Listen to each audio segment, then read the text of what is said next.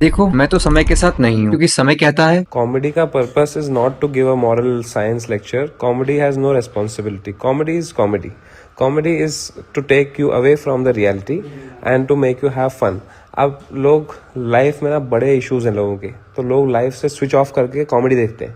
अब उस कॉमेडी के अंदर भी उनको कुछ मॉरल साइंस का लेक्चर दे देंगे तो फिर वो एकदम ही कॉमेडी नहीं रही, फिर वो एंटरटेनिंग नहीं रहा। अब देखो इंडिया गॉट लेटेंट पे जो हुआ वो पहली बार तो नहीं था। समय के यूट्यूब चैनल पे लगभग 20 प्लस वीडियोस हैं जो ऐसा ही कंटेंट है, मतलब इंडिया गॉट लेटेंट से रिलेटेड, जो अब रिमूव हो गया है बिकॉज ऑफ यू। कभी सोचा है कि लोगों को अभी मिर्ची क्यों लगी? वो जो 19 वीडियोस थी पहले की, उनमें लोगों को मिर्ची क्यों नहीं लगी? अभी केबीसी में जाने के बाद ही क्यों ये बवाल हो गया? क्योंकि समय भाई साहब समय से पहले ही फेमस हो गए। देखो लोगों की तो आदत है हर किसी से जलने की, उसका तो अब हम कुछ नहीं कर सकते। जो इंडिया गॉट लेटेंट पे होता है या जो समय भैया करते हैं, उससे गंदी, घटिया, वाहियात गालियां हम अपने दोस्तों को देते हैं, या हम किसी से लड़ने के टाइम गालियां देते हैं जिनका ना सर होता है ना पैर, कुछ भी गालियां दे देते हैं। अब शायद आसपास के लोगों को या सुनने वाले पर असर नहीं पड़ता है। अब कुछ नेता लोग के बीच में कूद गए हैं, पता नहीं सभी लोग तब कहां चले जाते हैं जब देश की बेटी के साथ रेप होता है और कोई कुछ नहीं बोलता है। बहुत सारे केस पड़े हुए हैं, दिल्ली का केस है, केरला का केस है, हिमाचल का केस है। आई थिंक ऐसी कोई डिस्ट्रिक्ट बची नहीं होगी, मैं स्टेट की बात नहीं कर रहा हूँ, मैं डिस्ट्रिक्ट की बात कर रहा हूँ, कोई ऐसी डिस्ट्रिक्ट नहीं बची होगी जहां पर रेप केसेस नहीं होते होंगे। तब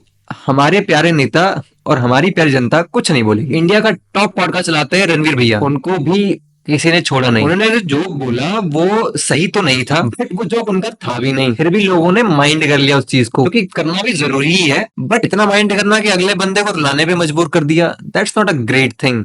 ये कोई अचीवमेंट नहीं है आप लोगों के लिए। पता नहीं हम कैसी सोसाइटी में रह रहे हैं, बहती गंगा में हर किसी को हाथ धोना है। समय भैया कैसे हैं सबको पता है, और रणवीर भैया कैसे हैं सबको पता है। अभी आपका फैसला है कि आपको किसके साथ खड़ा रहना है। वो कहावत सही बैठती है इस मुद्दे पर कि हर किसी को एक सफेद चादर पे बस एक काला दाग दिखेगा, बाकी की सफेद चादर तो उनके लिए मायने रखती ही नहीं। तो बड़े भाई साहब एट द एंड मैं तो समय भैया और रणवीर भैया के साथ हूँ, चाहे कोई कुछ भी क्यों ना बोले। और हाँ, आप किसकी साइड हो कमेंट बॉक्स में जरूर बताना, प्लीज कमेंट बॉक्स में जरूर बताना। और हाँ, इस वीडियो को जरूर शेयर करना अगर आप रणवीर भैया और समय भैया के साथ में हो तो।